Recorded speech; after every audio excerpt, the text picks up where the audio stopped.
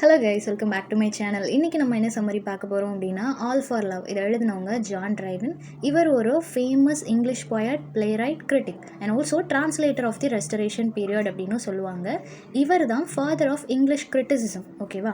So இந்த particular play இதை வந்து ஃபர்ஸ்ட் பெர்ஃபார்ம் பண்ணது 1677 ரெஸ்டரேஷன் பீரியடில் தான் ஃபர்ஸ்ட் பெர்ஃபார்ம் பண்ணியிருக்கிறாங்க. தேட்டர்ஸ் எல்லாமே ரீஓப்பன் பண்ணதுக்கப்புறமா, தேட்டர்ஸ் எல்லாமே இந்த பியூரிட்டனிசம் அப்படின்ற ஒரு கான்செப்ட் வரும்போது எல்லாத்தையுமே க்ளோஸ் பண்ணியிருப்பாங்க. ஆஃப்டர் அது ரீஓப்பன் பண்ணதுக்கப்புறமா இந்த பிளேயை பெர்ஃபார்ம் பண்ணியிருக்கிறாங்க. இந்த பிளாட் வந்து ட்ரைடன் எதுலேருந்து எடுத்திருக்கிறாரு அப்படின்னா ஷேக்ஸ்பியரோட ஆண்டனி அண்ட் கிளியோபட்ரா. ஸோ எக்ஸாக்டாக அதில் உள்ள அதே பிளாட் தான் இதுலேயும் யூஸ் பண்ணியிருப்பாங்க. பட் சில விஷயங்கள் மட்டும் சேஞ்ச் ஆகிருக்கும். ஷேக்ஸ்பியர் வந்து அதை கம்ப்ளீட்டாக ஒரு ட்ராஜடியாக கொண்டு போகும்போது, ஒரு பொலிட்டிக்கல் வியூவில் கொண்டு போகும்போது, ட்ரைடன் கம்ப்ளீட்டாக அதை ஒரு லவ் ஸ்டோரியாக பார்க்கணும் அப்படின்னு சொல்லி ட்ரை பண்ணியிருப்பாரு. ஸோ இது ஒரு ஹீரோயிக் ட்ராஜடி, ஒரு பிளாங்க் வேர்ஸில் தான் எழுதியிருக்கிறாரு. ஓகேவா? ட்ரைடன் எந்த விதமான ரைமே இதில் யூஸ் பண்ணாமல் ஒரு நேச்சுரல் அண்ட் ஆல்சோ சிம்பிளான லாங்குவேஜில் எழுதியிருப்பார். இதை வந்து ஒரு ட்ரிபியூட்டாக, ஷேக்ஸ்பியருக்கு அவர் கொடுக்குற ஒரு ட்ரிபியூட்டாக எழுதியிருப்பார். It is an attempt to vindicate Shakespeare அப்படின்னு கூட மென்ஷன் பண்ணியிருப்பாங்க. ஓகேவா? ஸோ ஷேக்ஸ்பியருக்கான கம்ப்ளீட் ட்ரிபியூட்டாக தான் இவர் எழுதியிருக்கிறாரு.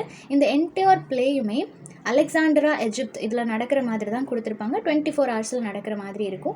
கிளாசிக்கல் 5 ஆக்ட் ஸ்ட்ரக்சர் தான் ஃபாலோ பண்ணியிருப்பாரு. மோஸ்ட்டாக ஷேக்ஸ்பியரோட வெர்ஷன் இல்லாமல் அந்த பிளாட் அதே தான், கேரக்டர்ஸ் அதே தான், அவங்களோட ஆக்ஷன்ஸ் எல்லாமே அதே தான். ஆனால் சில விஷயங்கள் மட்டும் அவரோட பெர்ஸ்பெக்டிவில் எழுதியிருப்பாரு. ஓகே, கேரக்டர்ஸ் பார்த்துடலாம். மார்க் ஆண்டனி, இவர் தான் கிரேட் ரோமன் ஜென்ரல். இவர் வந்து கிளியோபட்ராவை லவ் பண்ணுறாரு. ஆனால் இவருக்கு ஆல்ரெடி மேரேஜ் ஆகிடுச்சு. ரொம்ப பிரேவான ஒரு சோல்ஜர்.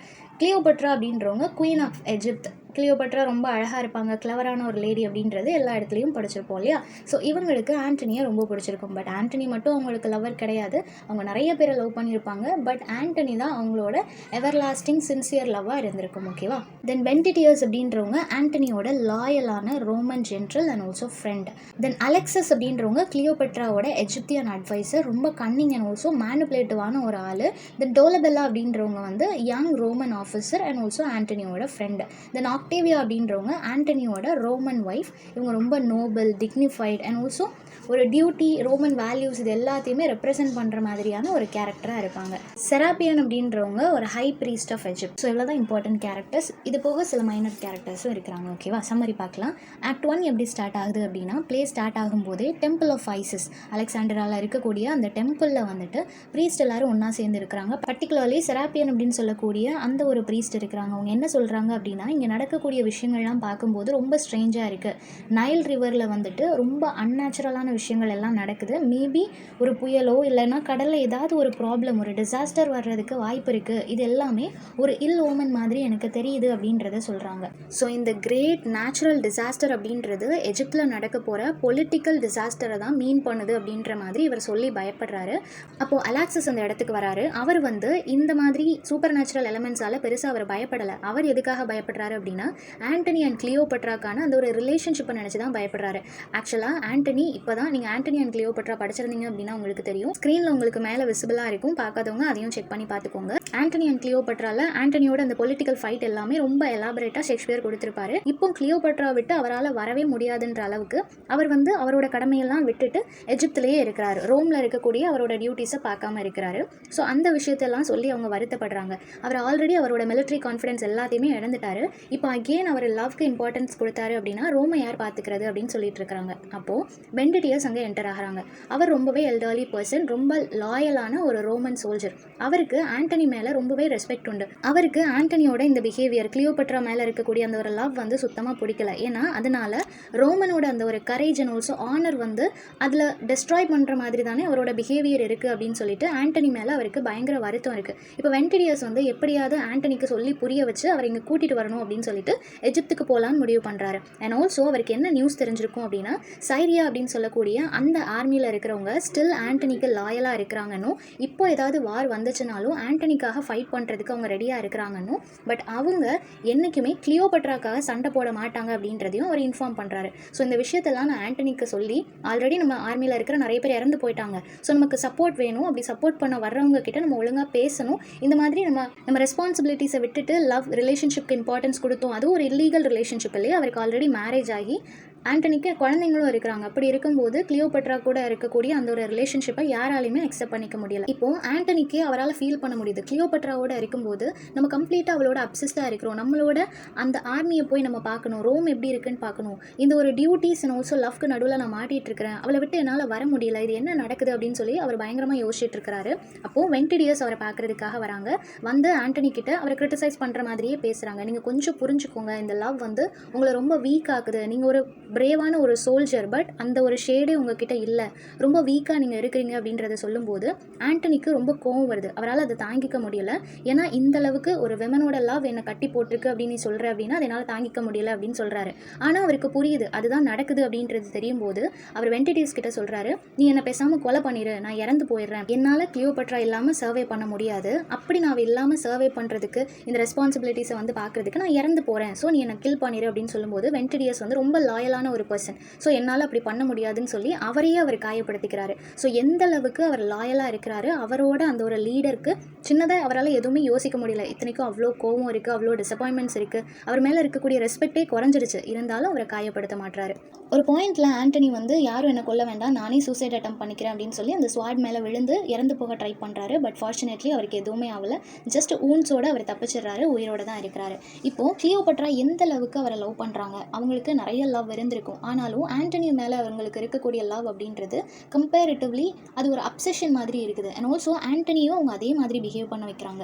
ஆண்டனி ரொம்ப ஜென்யூனான ஒரு ஆளாக இருக்கிறாரு, பட் அவரோட ப்ரெசன்ஸால் அவர் கிளியோபட்ராவோடய இருக்கிறதுனால அவரோட பொலிட்டிக்கல் டவுன்ஃபாலை அவரால் ஃபீல் பண்ண முடியல. லேட்டர் அவர் ரியலைஸ் பண்ணுறாரு, அவர் இங்கேயே இருக்கிறதுனால அவரோட ஆர்மியை வந்து கொஞ்சம் கொஞ்சமாக அவர் இழந்துட்டு இருக்கிறாரு, ரோமனோட ஆனர் எல்லாமே அவர் இழந்துட்டு இருக்கிறாரு அப்படின்றது அவருக்கு லேட்டராக தான் புரிய வருது. ஆக்ட் 2ல் என்ன சொல்கிறாங்க அப்படின்னா, ஆண்டனிக்கு இப்போ தெரிஞ்சு போச்சு நம்ம கண்டிப்பாக அங்கே போயே ஆகணும், இல்லைனா ரோமை காப்பாற்ற முடியாது அப்படின்றது தெரிஞ்சதுக்கு அப்புறமா இவர் அங்கே போகணும்னு சொல்லி முடிவு பண்ணுறாரு. கிளியோபட்ரா எவ்வளோ ட்ரை பண்ணுறாங்க, எப்படியாவது அவரை இங்கே இருக்க வைக்கணும், ஏன்னா ஆண்டனி இல்லாமல் கிளியோபட்ராவால் இருக்க முடியாது அப்படின்றத அவங்க அடிக்கடி அவங்களோட வேர்ட்ஸாலையும் ஆக்ஷன்ஸாலையும் சொல்லிகிட்டே இருக்கிறாங்க. ஆண்டனியும் அந்த கண்டிஷனில் தான் இருக்கிறாரு, இருந்தாலும் அவரோட ரெஸ்பான்சிபிலிட்டிஸும் முக்கியம் அப்படின்னு சொல்லிட்டு ரோமுக்கு போகலான்னு சொல்லி முடிவு பண்ணுறாரு. இப்போ அங்கே போனதுக்கப்புறம் கிளியோபட்ரா ரொம்ப ஃபீல் பண்ணிகிட்டே இருக்கிறாங்க. ஐரிஷ் அப்படின்னு சொல்லக்கூடிய அவங்களோட மெய்ட் அவங்கள கன்சோல் பண்ணுறாங்க. கிளியோபட்ராவால் அக்செப்ட் பண்ணிக்கவே முடியல ஆண்டனி இல்லாத லைஃப்பை. அவங்க என்ன நினைக்கிறாங்க அப்படின்னா, நான் மட்டும்தான் இவ்வளோ ஃபீல் பண்ணுறேன் அப்படின்ட்டு நினைக்கிறாங்க. ஆனால் லேட்டர் அவங்களுக்கு தெரிய வருது ஆண்டனியும் இவங்களுக்காக ஃபீல் பண்ணிட்டு இருக்கிறாங்க அப்படின்றது தெரியும் போது இவங்க எப்படியாவது அவரை திரும்பவும் இங்கே கூட்டிகிட்டு வரணும் அப்படின்னு சொல்லி ட்ரை பண்ணுறாங்க. ஸோ கிளியோபட்ராக்கு ஆண்டனியோட லவ் தான் வேணுமே தவிர ஃபார்மல் ரெஸ்பெக்ட் வேண்டாம். அங்கே இருந்துட்டு நான் உன்னை நினச்சிட்டே தான் இருப்பேன், நம்மளோட லவ் யாராலையும் பிரிக்க முடியாதுன்ற வேர்ட்ஸ் அண்ட் ஹோப் எனக்கு வேண்டாம், நீங்கள் என் கூடவே இருக்கணும் அப்படின்ற மாதிரி கிளியோபட்ரா எக்ஸ்பெக்ட் பண்ணுறாங்க.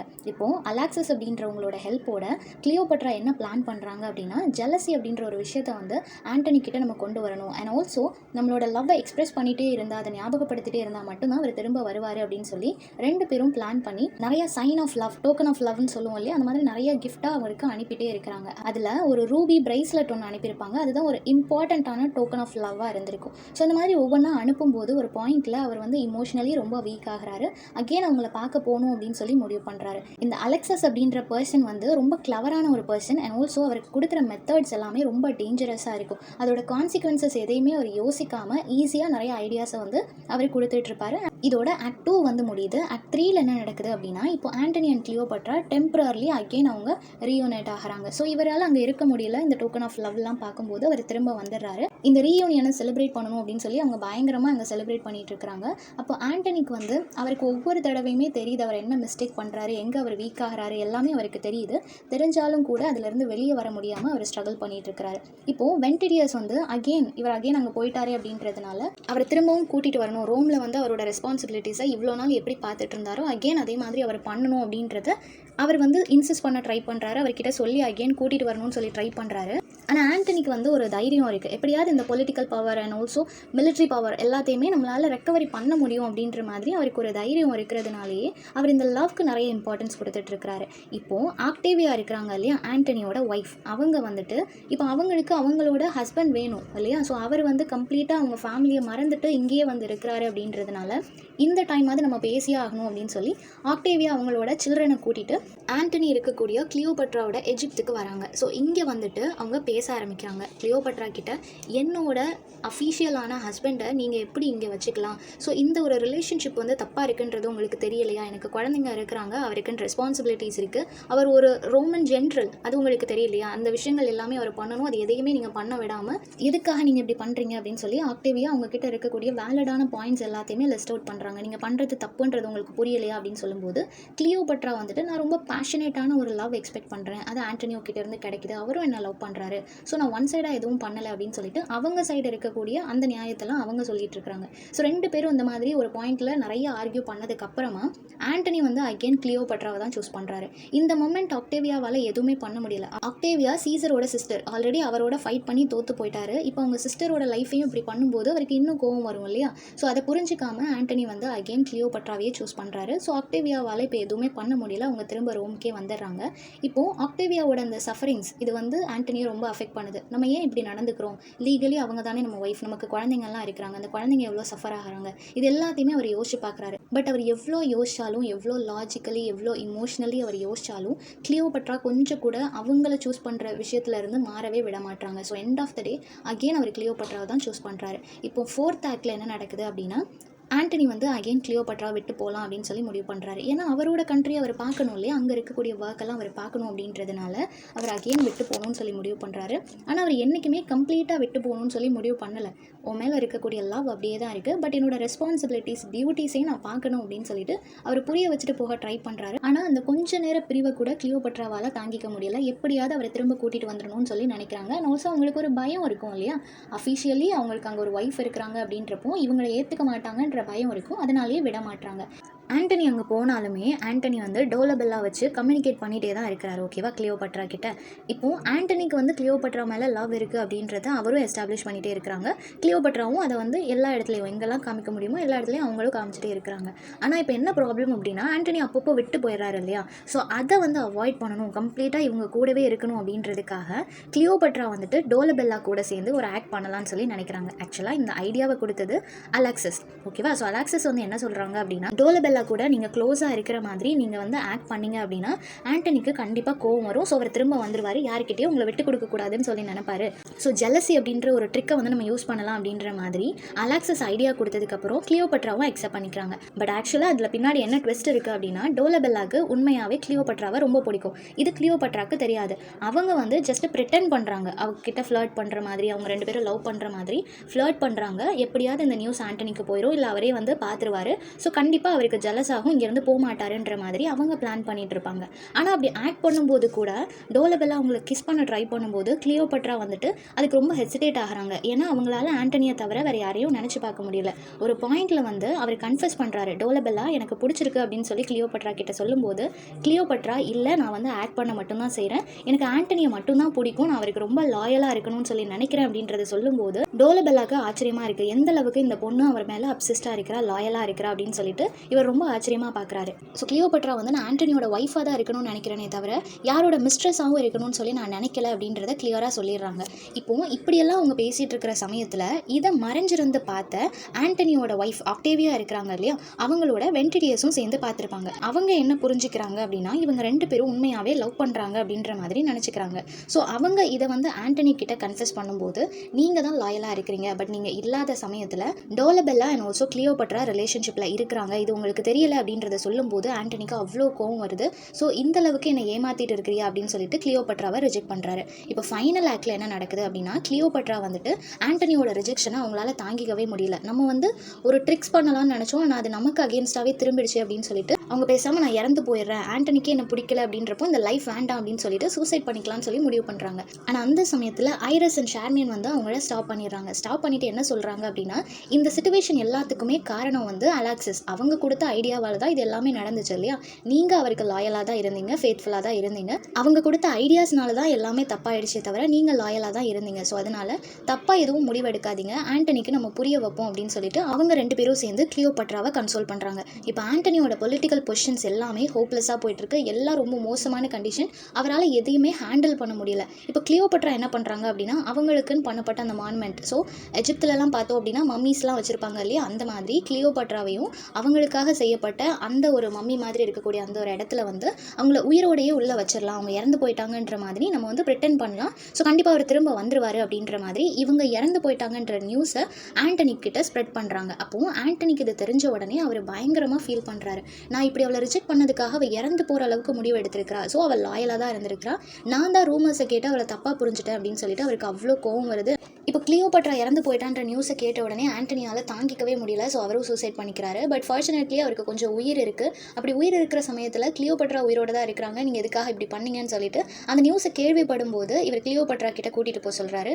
ஃபைனலாக கிளியோபட்ராவை உயிரோட பார்த்த உடனே தான் இவருக்கு அவ்வளோ சந்தோஷமாக இருக்குது. ஸோ அவங்களோட ஆர்ம்ஸ்லேயே அவருக்கு இருந்த அந்த கொஞ்சம் உயிரும் போகுது. நீ சந்தோஷமாக இருக்கிற, நீ நல்லா இருக்கிறதானே அப்படின்னு சொல்லிட்டு அவரோட லவ்வை கன்ஃபெஸ் பண்ணிவிட்டு, இப்போவும் எனக்கு உன் மேலே அவ்வளோ லவ் இருக்குது, நான் உன்னை நம்புறேன்னு சொல்லிட்டு அவர் இறந்து போயிருப்பார். ஸோ ஒரு மனுஷன் இந்த அளவுக்கு நம்ம மேலே லவ்வபிளாக இருந்திருக்கிறான், நம்ம இறந்து போயிட்டோன்றதை கேட்ட உடனே அவனும் இறந்து போயிட்டான். இப்படிப்பட்ட ஒரு பர்சனை நம்ம இவ்வளோ டெஸ்ட் பண்ணிட்டோமே, கிளியோபட்ராவும் இறந்து போகலான்னு சொல்லி முடிவு பண்ணுறாங்க. இப்போ ஆண்டனியோட பாடியை ரோம்க்கு எடுத்துகிட்டு போகிறதுக்கு முன்னாடி எப்படியும் அங்கே எடுத்துகிட்டு போனாங்க அப்படின்னா அந்த ஃபியூனரலுக்கு கிளியோபட்ராவையும் கூப்பிடுறாங்க. அங்கே வந்தாங்க அப்படின்னா இவங்களை இன்சல்ட் பண்ணுவாங்கன்றது தெரிஞ்ச உடனே இவங்களும் ஒரு ரொம்பவே பாய்சனஸான ஸ்னேக்ஸ் எல்லாம் வர வச்சு இவங்க அந்த ஃபியூனரலுக்கு போகிறதுக்கு ரெடி ஆகிற மாதிரியே ரெடி ஆகிட்டு அந்த ஸ்னேக்கை வச்சு அவங்கள பைட் பண்ண வச்சிடுறாங்க. இப்போ இவங்களும் இறந்து போனதுக்கப்புறம் 2 பேரோட டெட் பாடியும் ஒன்றா எடுத்துகிட்டு வந்து அவங்களுக்கு எவ்வளோ மரியாதை பண்ணணுமோ அதே மாதிரி மரியாதை பண்ணியே அவங்க 2 பேரையும் பரியல் பண்ணுறாங்க. ஸோ 2 பேரும் சேர்ந்து இறந்து போகும்போது அவங்களோட லவ் எந்த அளவுக்கு அவங்க ஒருத்தர் மேலே அப்சஸ்டாக இருந்திருக்கிறாங்க, லாயலாக இருந்திருக்கிறாங்கன்றதை காமிக்கிற விதத்தில் அந்த ஒரு டெத் இருந்துச்சு அப்படின்னு சொல்லி முடிச்சிருப்பாங்க. இந்த பர்டிகுலர் பிளேயோட இன்னொரு title the world well last. So இதுதான் இன்னொரு டைட்டில், ஓகேவா? ஸோ ஷேக்ஸ்பியர் வந்து கம்ப்ளீட்டாக வார், பாலிடிக்ஸ் அந்த மாதிரி கொண்டு போனார் அப்படின்னா ட்ரைடன் வந்து கம்ப்ளீட்டாக அவங்க 2 பேரோட அந்த ஒரு லவ் பிளாட்டை மட்டுமே ஹைலைட் பண்ணி சொல்லியிருப்பாரு. ஸோ ஆல் ஃபார் லவ் அப்படின்றது எல்லாமே அந்த ஒரு காதலுக்காக தான் அப்படின்னு சொல்லி முடிச்சிருப்பாங்க. ஸோ இந்த சம்மரி எல்லாருக்கும் புரிஞ்சிருக்கும்னு நினைக்கிறேன். நெக்ஸ்ட் என்ன டாப்பிக்கில் வீடியோ போடலாம்னு சொல்லி கமெண்ட் பண்ணுங்கள். தேங்க்யூ ஃபார் வாட்சிங்.